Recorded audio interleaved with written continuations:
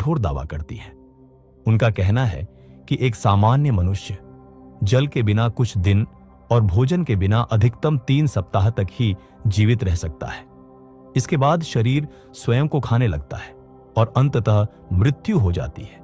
यह एक वैज्ञानिक सत्य है, लेकिन केवल उनके लिए जो केवल अपने शरीर में जीते हैं।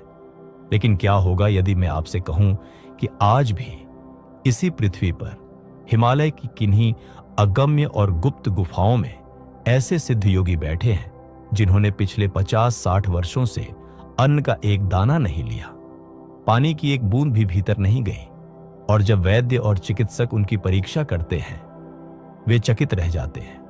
उनका हृदय धड़क रहा होता है, उनका मस्तिष्क किसी 20 वर्ष के युवा से भी अधिक तीव्रता से कार्य कर रहा होता है। आपके मन में तुरंत एक प्रश्न उठेगा, क्या वे भूखे हैं? क्या वे तड़प रहे हैं? नहीं, वे बिल्कुल भी भूखे नहीं हैं। अंतर केवल इतना है, हम अपनी भूख मिटाने के लिए अन्न खाते हैं, वे सिद्ध अपनी भूख मिटाने के लिए आकाश खाते हैं। जी हां, आपने ठीक सुना, शून्य को खाना, ब्रह्मांड की उस रिक्तता को पीना जो दिखती तो खाली है लेकिन भीतर से अनंत है। इस वीडियो के अंत में मैं आपको एक ऐसा प्रयोग दूंगा जो आप अभी इसी क्षण इसी स्थान पर कर सकते हैं, और उस प्रयोग के बाद भोजन की परिभाषा आपके लिए सदा के लिए बदल जाएगी। आज इस वीडियो में हम 3 बातें जानेंगे। पहली, वह थकान जो भोजन के पश्चात भी नहीं जाती, उसका वास्तविक कारण। दूसरी, बिना अन्न की वह शक्ति जो इस ब्रह्मांड ने हर मनुष्य को दी है। और तीसरी, वह गुप्त स्विच जिसे जान लेने के बाद शरीर और ब्रह्मांड का संबंध सदा के लिए समझ में आ जाता है। आज हम हठयोग और तंत्र के उस स्तर पर जाएंगे जहां भोजन की आवश्यकता ही समाप्त हो जाती है। आज हम उद्घाटित करेंगे पंच महाभूतों के उस सबसे प्रथम, सबसे विशाल और सबसे रहस्यमय तत्व को, आकाश तत्व। आकाश तत्व के इस प्राचीन विज्ञान को समझने से पूर्व हमें अपने भीतर बैठे एक बहुत बड़े भ्रम को तोड़ना होगा। वह भ्रम है भोजन का भ्रम। दिन में खाते हैं, रात में भी खाते हैं, फिर भी भीतर एक खालीपन है, एक थकान है जो मिटती नहीं। भोजन के पश्चात भारीपन आता है, नींद आती है, विचार धुंधले हो जाते हैं। यह दुर्बलता नहीं है, यह शरीर की एक गहरी चेतावनी है। हम मनुष्य इस बात पर बड़ा गर्व करते हैं कि हम तरह तरह का भोजन करते हैं, अनाज, फल, शाक, सब्जी। लेकिन यदि मैं आपसे कहूं कि आज तक आपने वास्तव में भोजन किया ही नहीं है तो शायद आपको विचित्र लगे, परंतु यह एक जैविक और लौकिक सत्य है। गहराई से सोचिए, हम वास्तव में खाते क्या है? एक पौधा भूमि से खनिज ग्रहण करता है, लेकिन उसके जीवित रहने की असली शक्ति ऊपर आकाश से आती है। सूर्य की किरणें और आकाश का प्राण, वह उस अदृश्य ऊर्जा को एक ठोस रूप में बांध देता है जिसे हम सेब, गेहूं या चावल कहते हैं। वह असल में और कुछ नहीं, सूर्य और ब्रह्मांडीय प्राण का एक जमा हुआ पैकेट है। अर्थात दुनिया का हर प्राणी अंततः एक ही वस्तु खा रहा है, सूर्य की किरणें और प्राण ऊर्जा। अन्न तो केवल उसका माध्यम है, एक बिचौलिया। यहीं से हमारे प्राचीन सिद्धों की सबसे बड़ी और क्रांतिकारी सोच का जन्म होता है। जब आप रोटी का एक टुकड़ा खाते हैं, आपका शरीर क्या करता है? उसे पचाने के लिए वह अपनी 60 से 70% शक्ति केवल पेट की ओर भेज देता है। आपका यकृत, आपकी आंतें, आपका रक्त सब उस रोटी को गलाने और तोड़ने में लग जाते हैं। इतना भारी शारीरिक श्रम क्यों? केवल इसलिए कि उस ठोस रोटी के भीतर छिपी हुई उस अदृश्य प्राण ऊर्जा को निकाला जा सके। प्राण निकलने के बाद जो अपशिष्ट बचता है, शरीर उसे बाहर फेंक देता है। हिमालय की गुफाओं में बैठे सिद्धों ने इस पूरी प्रक्रिया को देखा और एक अत्यंत क्रांतिकारी प्रश्न पूछा, यदि इस शरीर को जीवित रहने के लिए अंततः वह अदृश्य प्राण ही चाहिए, तो इस बिचौलिए की क्या आवश्यकता है? हम इतना ठोस कचरा भीतर डालकर अपनी आधी शक्ति उसे पचाने में क्यों नष्ट करते हैं? क्या हम उस प्राण को सीधे उसके स्रोत से नहीं खींच सकते? जैसे यदि नदी का जल पीना हो तो बाल्टी लाने वाले बिचौलिए पर निर्भर क्यों रहे, जब आप सीधे नदी पर जा सकते हो? इसी क्रांतिकारी चिंतन से जन्म हुआ उस गुप्त विज्ञान का, जहां योगी ने अन्न को त्याग कर सीधे आकाश से अपनी ऊर्जा ग्रहण करना आरंभ किया। अब ध्यान दीजिए, यहीं से वह नक्शा खुलता है जो युगों तक छुपा रहा। प्राचीन योगियों ने इस ब्रह्मांड और हमारे शरीर को समझने के लिए एक अत्यंत सटीक सूत्र दिया, यथा पिंडे तथा ब्रह्मांडे। जो इस शरीर में है वही पूरे ब्रह्मांड में है। आयुर्वेद और योग शास्त्र कहते हैं यह पूरा अस्तित्व केवल 5 तत्वों से बना है: पृथ्वी, जल, अग्नि, वायु और आकाश। यह हम सभी ने सुना है, लेकिन जो रहस्य हम नहीं जानते वह यह है, योगियों ने मनुष्य के आहार को भी इन्हीं 5 स्तरों में विभाजित किया है।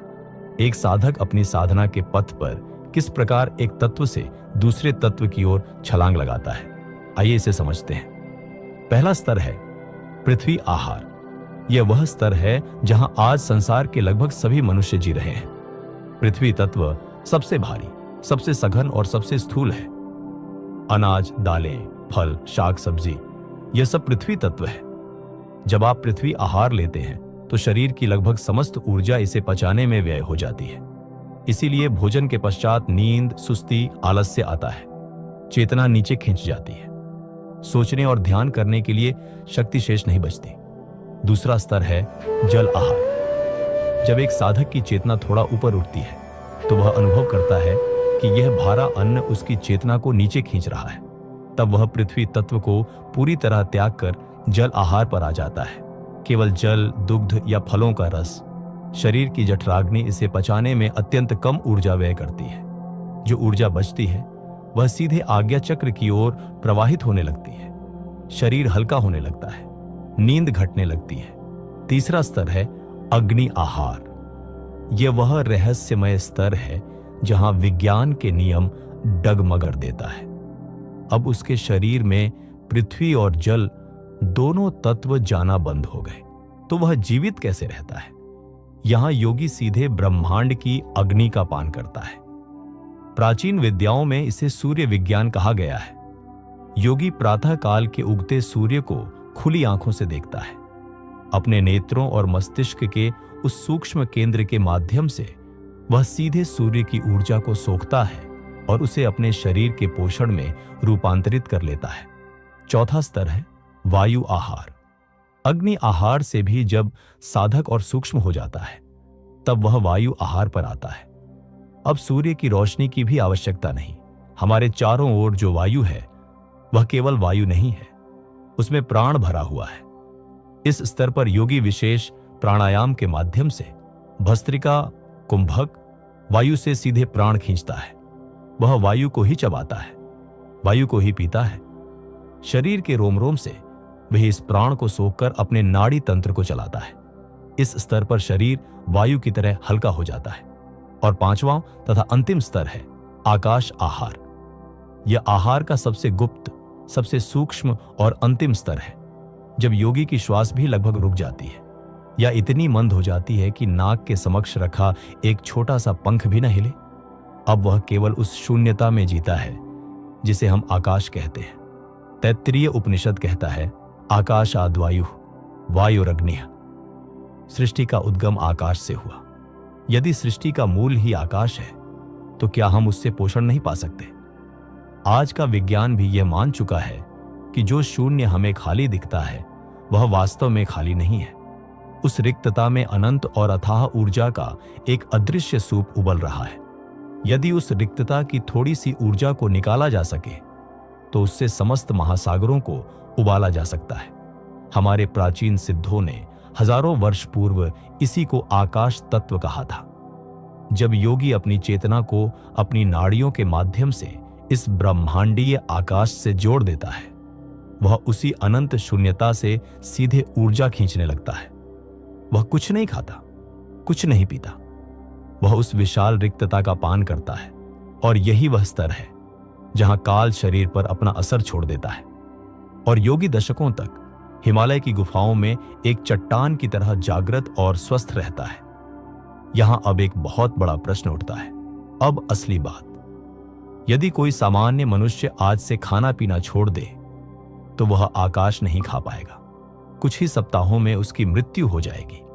क्यों? क्योंकि हमारे पेट में एक प्रचंड अग्नि जल रही है। आयुर्वेद में इसे जठराग्नि कहा गया है। इस अग्नि का एक ही कार्य है जो भी मिले उसे जलाकर पचा देना। जब आप इसे बाहर से अन्न देना बंद करते हैं तो यह अग्नि शरीर के भीतर मौजूद वसा, मांसपेशियों और अंगों को ही जलाकर खाने लगती है और मनुष्य मर जाता है। तो फिर सिद्ध योगी बिना खाए जीवित कैसे रहते हैं? आकाश को खाया कैसे जाता है? इसका उत्तर शरीर विज्ञान की सबसे उन्नत और गुप्त साधना में छुपा है। सिद्ध योगी आकाश को खाने से पूर्व अपनी इस जठराग्नि को शांत कर देते हैं, उसे पूरी तरह मंद कर देते हैं। और यह कोई चमत्कार नहीं, यह एक अत्यंत सटीक यौगिक विज्ञान है। यदि आपने परमहंस योगानंद जी की आत्मकथा पढ़ी है तो आपको बंगाल की एक संत माता गिरिबाला का प्रसंग अवश्य स्मरण होगा। जब उनसे भेंट हुई तब तक माता गिरिबाला ने 50 से भी अधिक वर्षों से अन्न का एक दाना और जल की एक बूंद ग्रहण नहीं की थी। जब उनसे इसका रहस्य पूछा गया तो उन्होंने एक विशेष योग विद्या का उल्लेख किया जो कंठ और मस्तिष्क के एक अत्यंत गुप्त केंद्र से संबंधित है। हमारे हठ योग और तंत्र शास्त्रों में इस विद्या को खेचरी मुद्रा कहा गया है। यह कोई साधारण शारीरिक अभ्यास नहीं है, यह इस मनुष्य शरीर की जैविक घड़ी को रोकने का एक स्विच है। इस रहस्य को बहुत ध्यान से समझिए। हमारे मस्तिष्क के बिल्कुल मध्य में जहां आज्ञा चक्र स्थित है वहां से एक अत्यंत सूक्ष्म और रहस्यमय रस प्रतिपल टपकता है। प्राचीन नाथ योगियों ने और हठयोग प्रदीपिका ने इसे सोम रस या अमृत कहा है। एक सामान्य मनुष्य के शरीर में यह अमृत प्रतिपल टपकता है, लेकिन वह सीधे नीचे गिरकर पेट की उस प्रचंड जठराग्नि में जाकर भस्म हो जाता है। यही कारण है कि मनुष्य वृद्ध होता है और अंततः उसकी मृत्यु हो जाती है। लेकिन जब एक सिद्ध योगी खेचरी मुद्रा लगाता है, वह अपनी जिह्वा को पीछे की ओर मोड़कर नाक के पीछे स्थित उस गुहा में प्रवेश करा देता है जो सीधे मस्तिष्क तक जाती है। योगी उस टपकते हुए अमृत को पेट की अग्नि में गिरने से रोक लेता है और उसे विशुद्ध चक्र पर ही धारण करके उसका पान करता है। यह अमृत कोई भौतिक द्रव नहीं है, यह सीधे उस ब्रह्मांडीय आकाश तत्व का सार है। जैसे ही यह दिव्य रस योगी के विशुद्ध चक्र में, जो स्वयं आकाश तत्व का केंद्र है, समाहित होता है, एक जैविक घटना घटित होती है। योगी की स्थूल भूख और प्यास का स्विच सदा के लिए बंद हो जाता है। शरीर का चयापचय और कोशिकाओं के टूटने की प्रक्रिया लगभग रुक जाती है। शरीर को अब बाहर से अन्न की कोई आवश्यकता नहीं रहती। वह केवल अपने ही मस्तिष्क से टपकने वाले उस अमृत का, उस आकाश का पान करके सहस्रों वर्षों तक पूर्ण रूप से स्वस्थ और जागृत अवस्था में जीवित रह सकता है। यही वह गुप्त द्वार है जो मनुष्य को मनुष्य से परे ले जाता है। यह कोई जादू नहीं है, यह शरीर और ब्रह्मांड के बीच का सबसे सूक्ष्म और सटीक विज्ञान है। अब एक बहुत स्वाभाविक प्रश्न उठता है। यह सब सुनकर आपके मन में यह विचार आएगा, मैं तो कोई सिद्ध नहीं हूं, हिमालय की गुफा में जाकर खेचरी मुद्रा लगाना मेरे लिए संभव नहीं, तो यह प्राचीन विज्ञान मेरे आज के जीवन में क्या काम का। सच्चाई यह है कि आकाश तत्व का यह विज्ञान आज के मनुष्य के लिए सबसे अधिक आवश्यक है। हम मनुष्यों की सबसे बड़ी समस्या यह है कि हमारा उदर 24 घंटे 7 दिन पृथ्वी और जल तत्व से ठसाठस भरा रहता है। एक भोजन पचने से पूर्व ही दूसरा भीतर डाल लेते हैं। आयुर्वेद का एक अत्यंत स्पष्ट नियम है, उदर का आधा भाग ठोस अन्न के लिए, चौथाई भाग जल के लिए और शेष चौथाई भाग सदा आकाश के लिए रिक्त रहना चाहिए। जरा सोचिए, यदि किसी कक्ष में समस्त सामग्री ठूस ठूस कर भर दी जाए तो क्या उसमें नई वायु या प्रकाश प्रवेश कर सकता है? बिल्कुल नहीं। इसी प्रकार जहां आकाश है, केवल वहीं प्राण प्रवेश कर सकता है। यदि आपके शरीर में आकाश तत्व के लिए स्थान ही नहीं बचेगा तो ब्रह्मांडीय ऊर्जा भीतर कैसे आएगी? आपका शरीर केवल सड़ते हुए अन्न की गंध और रोगों का घर बन जाएगा। तो एक सामान्य मनुष्य अपने भीतर इस आकाश तत्व को कैसे बढ़ाए? इसका सबसे शक्तिशाली और सबसे प्राचीन उपाय है उपवास। आजकल लोग समझते हैं कि उपवास का अर्थ है भूखा मरना या शरीर को दंड देना, लेकिन संस्कृत में उपवास का अर्थ बहुत गहरा है। उप अर्थात समीप, वास अर्थात रहना, परम चेतना के समीप रहना। जब आप उपवास करते हैं चाहे वह सप्ताह में 1 दिन का जल उपवास हो या केवल 20-22 घंटे का अल्पाहार, तो आप असल में अपने शरीर को पृथ्वी तत्व से हटाकर आकाश तत्व की ओर ले जा रहे होते हैं। आज का विज्ञान भी कहता है, जब आप 14 से 16 घंटे तक शरीर को कोई अन्न नहीं देते, तो शरीर बाहर से खाना बंद करके अपने ही भीतर मौजूद कचरे और मृत कोशिकाओं को खाना शुरू कर देता है। जैसे ही पेट में रिक्तता, आकाश पैदा होता है, नाड़ियां शुद्ध होने लगती है, मस्तिष्क को अधिक रक्त और ऊर्जा मिलने लगती है और आप स्वयं को वायु की तरह हल्का अनुभव करते हैं। यह हल्कापन दुर्बलता नहीं है, यह वह प्राण है जो आकाश तत्व के द्वार से आपके शरीर में प्रवेश कर रहा है। इसलिए रिक्तता से भयभीत मत होइए। उपवास आपके शरीर का वह पुनर्स्थापना का क्षण है जो आपके साधारण शरीर को उस ब्रह्मांडीय शून्यता से जोड़ने का पहला कदम है। अब एक क्षण के लिए मेरे साथ रुकिए, वीडियो बंद मत कीजिए, बस मेरे साथ चलिए। आंखें खुली रखें, एक लंबी श्वास लें और पूरी तरह छोड़ें। अब उस एक पल पर ध्यान दीजिए जब श्वास बाहर चली गई और अगली श्वास अभी आई नहीं। वह जो रुकाव है, वह जो रिक्तता है, वही आकाश तत्व है। उस एक पल में न कोई विचार था, न भूख थी, न थकान थी। आप उस पल में पूर्ण थे, किसी अन्न के बिना, किसी आश्रय के बिना, केवल शून्यता में पूर्ण। यही वह भोजन है जो सिद्धों ने ग्रहण किया। आपने अभी उसे छुआ। यह अनुभव नया नहीं था, यह स्मरण था। अब यहां एक गंभीर चेतावनी है। इस वीडियो को देखकर कल से खाना पीना मत छोड़ दीजिएगा। जो सिद्ध हिमालय की गुफाओं में बैठे हैं, उन्होंने दशकों की कठोर साधना से अपने प्राणमय कोश को इतना विकसित और सबल किया है कि उन्हें इस स्थूल भोजन की आवश्यकता नहीं पड़ती। बिना साधना के अचानक उपवास बस ट्रेन टिकट्स के लिए बस एक्सीगो। हेयर कलर लगाने के बाद बाल और सफेद हो गए हैं और हेयर फॉल भी स्टार्ट हो गया है। सॉल्यूशन बताओ। उपवास शरीर को क्षीण करता है, आकाश नहीं खोलता। और दूसरी भूल यह है, आकाश तत्व को केवल सिद्धों का विषय मानकर अपने जीवन से अलग कर देना। उपवास, मौन और श्वास, ये आकाश तत्व के 3 द्वार हैं जो हर गृहस्थ के लिए, हर साधारण मनुष्य के लिए सदा खुले हैं। और एक नियम सदा स्मरण रखिए, पहले भीतर रिक्तता बनाओ, ब्रह्मांडीय प्राण अपने आप भरेगा। तो आज हमने क्या जाना? पहली बात, थकान का असली कारण यह नहीं कि आपने कम खाया, बल्कि यह है कि आपके उदर में आकाश के लिए स्थान नहीं था। दूसरी बात, बिना अन्न की शक्ति वास्तविक है, वह आकाश तत्व है और आपने आज उसे एक पल के लिए छुआ।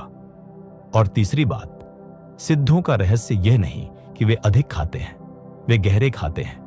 वे उस स्रोत से सीधे ग्रहण करते हैं जहां से सब कुछ आता है। यह ज्ञान नया नहीं है, यह केवल भुला हुआ था। आज आपने उसे स्मरण किया। आप महज ये मांस और अस्थि का शरीर नहीं है, आप वह विशाल आकाश है जिसमें यह शरीर पल रहा है। जिस दिन यह भीतर उतर जाएगा, जन्म और मृत्यु की हर भूख शांत हो जाएगी। लेकिन एक प्रश्न शेष है, यदि यह प्राण इतना शक्तिशाली है तो वह प्रतिदिन कहां जाता है? कौन से 5 द्वार हैं जिनसे आपकी शक्ति बिना आपकी जानकारी के प्रतिपल बाहर बह जाती है?